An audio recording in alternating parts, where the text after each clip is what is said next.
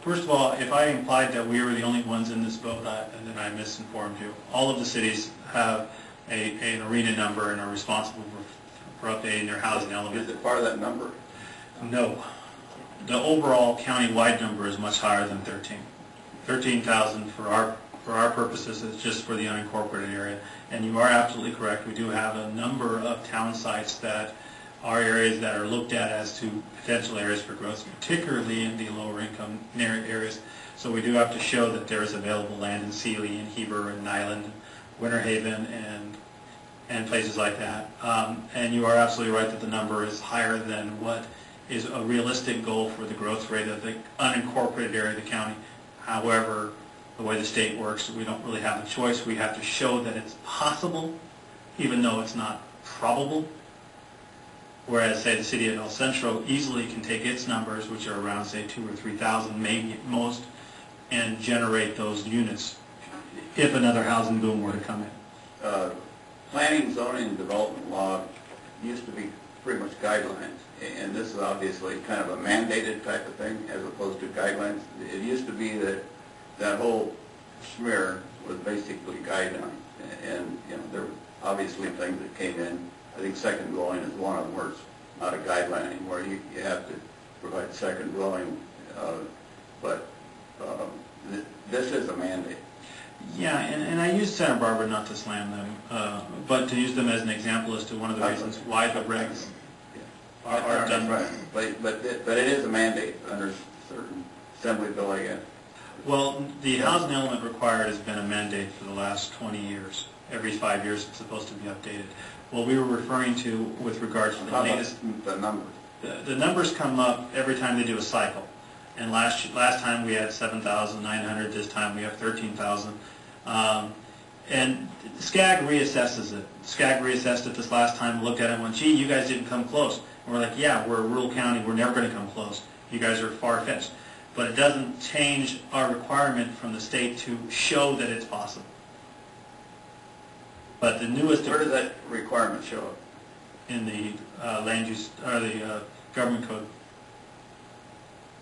Under planning, zoning, and development? Under that law? No, just in the government code itself, the actual government code. Okay, thank you. Yeah. Scott? No, it's good. You were moving, so I didn't want to be rude. No, it's, I can't think of anything, but it sounds good. Thank you, sir.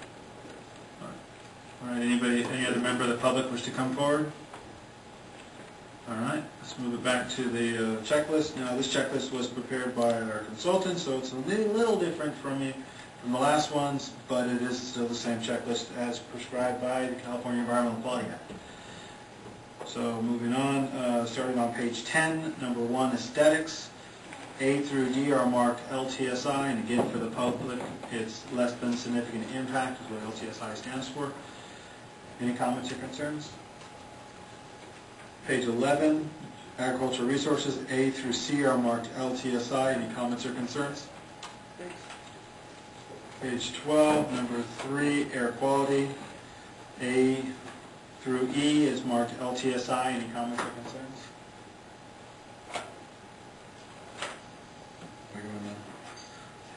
Page 15, number 4, biological resources, A through F are marked LTSI. Any comments or concerns? Number 5, on page 16, cultural resources, A through D are marked LTSI. Any comments or concerns? Page 17, number 6, geology and soils, A 1 through 4, and V through E are marked LTSI. Any comments or concerns? Page 19, number 7, hazards and hazardous materials, A through H are marked LTSI. Any comments or concerns? Page 20, number 8, hydrology and water quality, A through J are marked LTSI. Any comments or concerns? Page 22, number 9, land use and planning, A through C are marked LTSI. Any comments or concerns?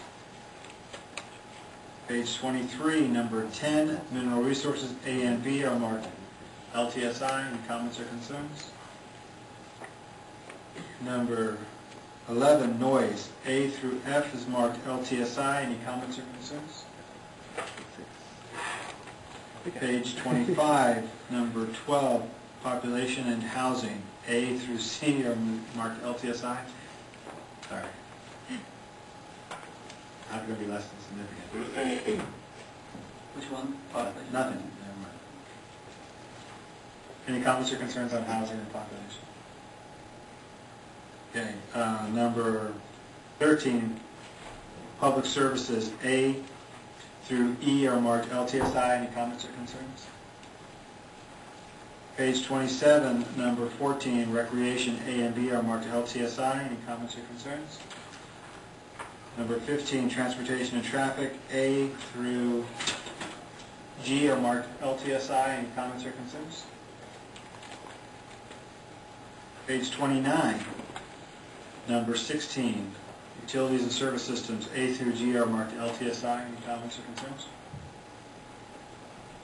Moving on to page 30, mandatory findings of significance. Number 17, A through C.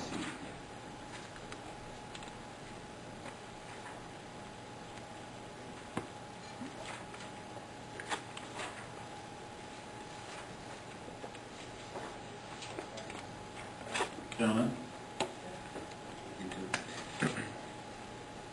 Mr. Chairman, I'd like to make a motion for the A and C to be marked NI and then B marked LCSI. Do we have a second? Second. All in favor say aye. Aye. Aye. Any opposed? All right. Moving on to page 9.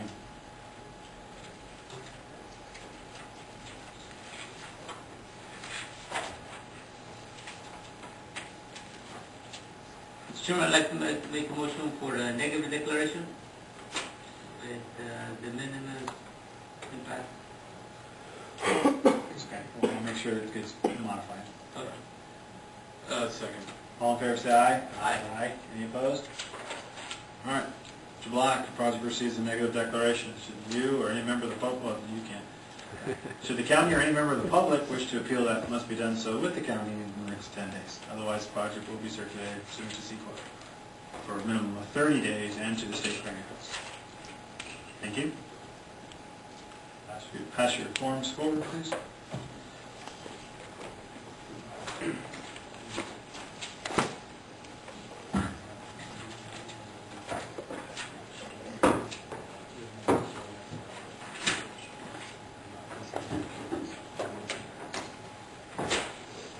I've been quoting things like this and others, put them up on YouTube. So if you're interested, my account here is fast, but if you go on YouTube, type in Imperial County, Imperial Valley, apparently all of my videos come out. Okay, this is our last item. This is an informational item. And the purpose of the meeting here with this particular project is the applicant has voluntarily agreed to do a EIR.